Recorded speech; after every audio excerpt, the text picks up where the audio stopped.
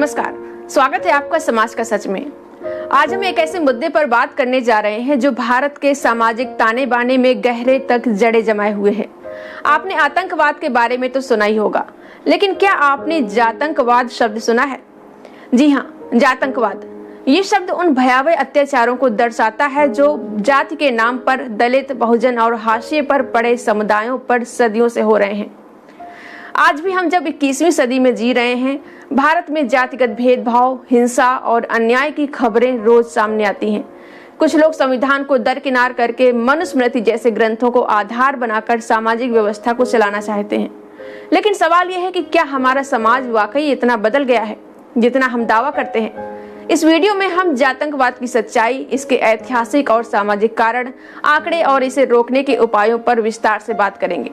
तो अंत तक हमारे साथ बने रहें और इस वीडियो को लाइक, शेयर और सब्सक्राइब करना न भूलें। तो सबसे पहले समझते हैं कि आखिर जातंकवाद है क्या। आतंकवाद का मतलब है हिंसा और डर के जरिए समाज को दबाना। ठीक उसी तरह जातंकवाद जाति के आधार पर हिंसा, भेदभाव और उत्पीड़न को दिखाता है, जो दलितों, आदिवासियों और हाशिए के समुदायों को निशाना बनाता है। ये एक ऐसी व्यवस्था है जो सामाजिक, आर्थिक और शारीरिक हिंसा के जरिए कुछ जातियों को दबाए रखना चाहती है। जातंकवाद कोई नया शब्द नहीं है, ये भारत की उस कड़वी सच्चाई को उजागर करता है जो सदियों से चली आ रही है।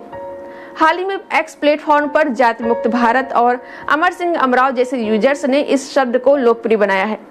इसे जाति आधारित आतंक के रूप में परिभाषित करते हुए उनके मुताबिक ये हिंसा सिर्फ शारीरिक नहीं है बल्कि मानसिक और सामाजिक भी है। मिसाल के तौर पर दलितों को मूंछ रखने, घोड़ी चढ़ने, सवर्णों का पानी छूने या मंदिर में प्रवेश करने जैसी छोटी छोटी बातों पर मारपीट, अपमान और हत्या तक का सामना करना पड़ता है। जातंकवाद का आधार है जाति व्यवस्था, जो मनुस्मृति जैसे प्राचीन ग्रंथों से पोषित होती है। मनुस्मृति में शूद्रों और दलितों को निम्न दर्जे का माना गया है, जिन्हें तथाकथित ऊंची जातियों की सेवा करने और उनके नियम मानने का आदेश दिया गया है। आज भी कुछ लोग, खासकर ग्रामीण इलाकों में, इन विचारों को मानते हैं और संविधान की जगह मनुस्मृति को प्राथमिकता देते हैं। ये न सिर्फ संविधान का अपमान है बल्कि मानवता के खिलाफ अपराध भी है। जातंकवाद की जड़ें भारत के इतिहास में बहुत गहरी हैं। प्राचीन भारत में वर्ण व्यवस्था के तहत समाज को 4 वर्णों ब्राह्मण, क्षत्रिय, वैश्य और शूद्र में बांटा गया था। लेकिन समय के साथ ये व्यवस्था और जटिल और अन्यायपूर्ण हो गई। मनुस्मृति जैसे ग्रंथों ने शूद्रों और अछूत माने जाने वाले समुदायों के खिलाफ सख्त नियम बनाए। उदाहरण के लिए मनुस्मृति में कहा गया है कि शूद्र को पढ़ने की अनुमति नहीं है। अगर वो ऐसा करता भी है तो उसे कठोर सजा दी जाए। आजादी के बाद डॉक्टर BR अम्बेडकर ने संविधान के जरिए जातिगत भेदभाव को खत्म करने की कोशिश की। अनुसूचित जाति और अनुसूचित जनजाति के लिए आरक्षण और सुरक्षा कानून बनाए। लेकिन क्या ये काफी था? अफसोस, समाज का एक बड़ा हिस्सा आज भी पुरानी मानसिकता से ग्रस्त है। ग्रामीण इलाकों में सवर्ण समुदायों का दबदबा आज भी कायम है, जहां दलितों को मंदिरों में प्रवेश, सार्वजनिक कुओं से पानी लेने या सामाजिक समारोहों में हिस्सा लेने से रोका जाता है। एक्सपर्ट डॉक्टर लक्ष्मण यादव जी ने सही कहा है कि जातिवाद एक बीमारी है जो वर्चस्व बोध और हीनता बोध पैदा करती है। ये बीमारी सिर्फ सवर्णों में नहीं बल्कि कुछ हद तक पिछड़े और दलित समुदायों में भी देखी जा सकती है, जो आपस में ही भेदभाव करते हैं। ये सब सदियों पुरानी ब्राह्मणवादी मनुव्यवस्था का दुष्प्रभाव है। आधुनिक भारत में जातंकवाद को बढ़ावा देने वाले कई कारण हैं। शिक्षा और जागरूकता की कमी। ग्रामीण इलाकों में लोग आज भी जातिगत रूढ़ियों को सच मानते हैं। आर्थिक असमानता। दलित और बहुजन समुदायों को अक्सर निम्न स्तरीय नौकरियों तक ही सीमित रखा जाता है। राजनीतिक समर्थन। कुछ राजनीतिक दल जातिगत ध्रुवीकरण को बढ़ावा देते हैं। मनुस्मृति का प्रभाव। कुछ समुदाय आज भी मनुस्मृति के नियमों को सामाजिक व्यवस्था का आधार मानते हैं, जो संविधान के खिलाफ है। तो अब बात करते हैं कुछ चौंकाने वाले आंकड़ों की, जो जातंकवाद की भयावहता को उजागर करते हैं। राष्ट्रीय अपराध रिकॉर्ड ब्यूरो NCRB और अन्य सरकारी रिपोर्ट्स के मुताबिक भारत में दलितों और आदिवासियों के खिलाफ अत्याचार की घटनाएं लगातार बढ़ रही हैं। आइए कुछ ताजा आंकड़ों पर नजर डालें। NCRB डेटा 2022 में अनुसूचित जातियों के खिलाफ 97,582 अपराध दर्ज किए गए। जो 2021 की तुलना में 13.1% ज्यादा है। अनुसूचित जनजातियों के खिलाफ 10,064 मामले दर्ज हुए, जो पिछले साल से 14.3% ज्यादा है।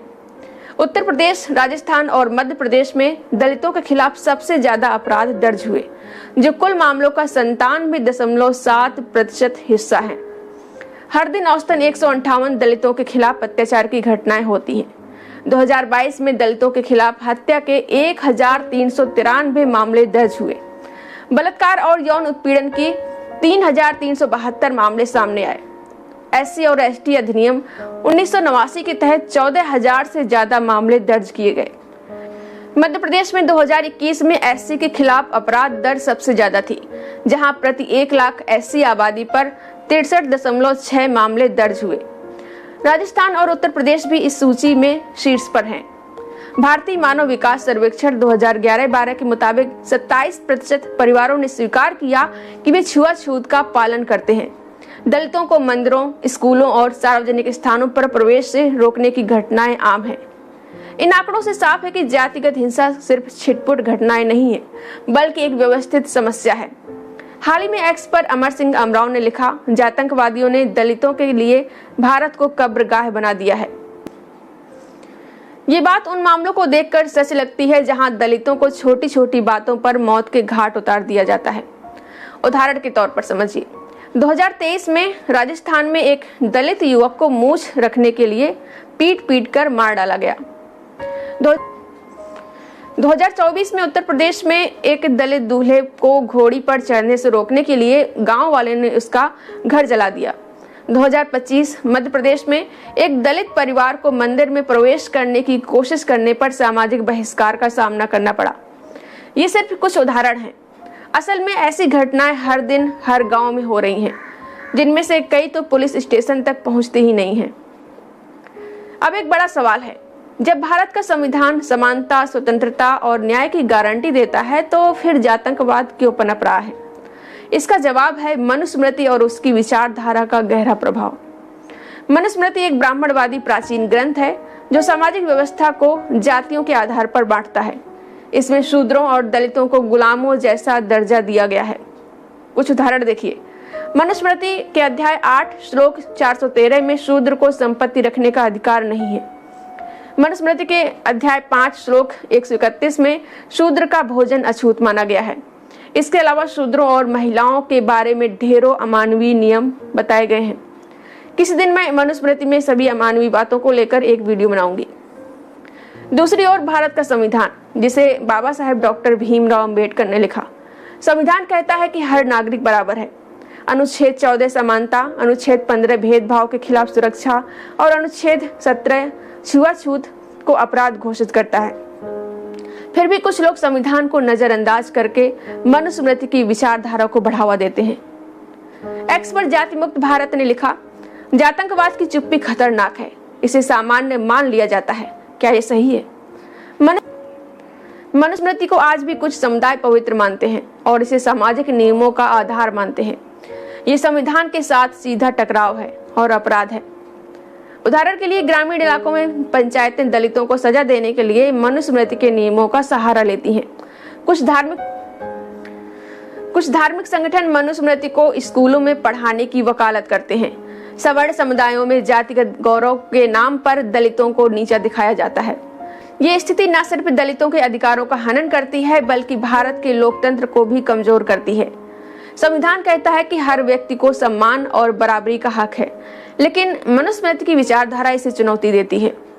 तो अब सवाल यह है कि आतंकवाद को कैसे रोका जाए। आतंकवाद के खिलाफ जिस तरह कार्रवाई होती है, उसी तरह आतंकवाद के खिलाफ भी कड़े कदम उठाने की जरूरत है। आइए कुछ समाधानों पर बात करें। कानूनी कार्रवाई को मजबूत करें। अनुसूचित जाति और जनजाति अधिनियम 1989 को और ज्यादा प्रभावी ढंग से लागू करना होगा। दोषियों को तुरंत सजा और पीड़ितों को त्वरित मुआवजा देना जरूरी है। पुलिस और प्रशासन में दलित समुदायों का प्रतिनिधित्व बढ़ाना चाहिए। शिक्षा और जागरूकता। स्कूलों में संविधान और समानता के मूल्यों को अनिवार्य रूप से पढ़ाया जाए।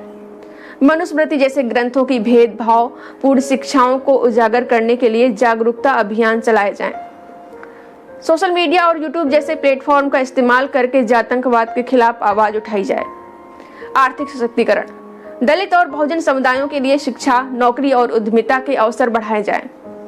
आरक्षण नीतियों को और पारदर्शी और प्रभावी बनाया जाए। सामाजिक एकता, अंतरजातीय विवाह और सामुदायिक कार्यक्रमों को प्रोत्साहित करें। सवर्ण समुदायों को भी जातिगत भेदभाव के खिलाफ खड़ा होना होगा। 2025 की जनगणना में जातिगत आंकड़े शामिल करने का फैसला एक सकारात्मक कदम है। इससे सरकार को दलित और पिछड़े समुदायों की सही स्थिति का पता चलेगा और नीतियां बनाने में मदद मिलेगी। जातंकवादी नफरत फैलाते हैं और संवैधानिक अधिकारों का विरोध करते हैं। हमें इन ताकतों के खिलाफ एकजुट होना होगा। जातंकवाद भारत के लिए एक गंभीर चुनौती है, लेकिन ये अजेय नहीं है। डॉक्टर भीमराव अंबेडकर ने कहा था, शिक्षित बनो, संगठित रहो, संघर्ष करो। ये वक्त है कि हम उनके इस संदेश को अपनाएं।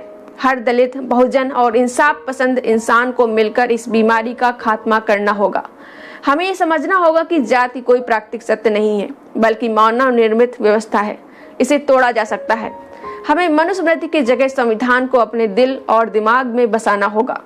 हर छोटा छोटा कदम, चाहे वो जागरूकता फैलाना हो, किसी पीड़ित की मदद करना हो या जातिगत भेदभाव के खिलाफ आवाज उठाना हो, महत्वपूर्ण है। तो आइए आज से एक संकल्प लें। हम न सिर्फ जातंकवाद के खिलाफ बोलेंगे, बल्कि अपने आसपास के लोगों को भी इसके खिलाफ जागरूक करेंगे। इस वीडियो को ज्यादा से ज्यादा शेयर करें ताकि ये संदेश हर कोने तक पहुंचे। अगर हम सब मिलकर प्रयास करें तो एक दिन भारत वाकई जाति मुक्त हो सकता है। इस चैनल को सब्सक्राइब करें, लाइक करें और कमेंट में बताएं कि आप जातंकवाद को रोकने के लिए क्या कदम उठा सकते हैं।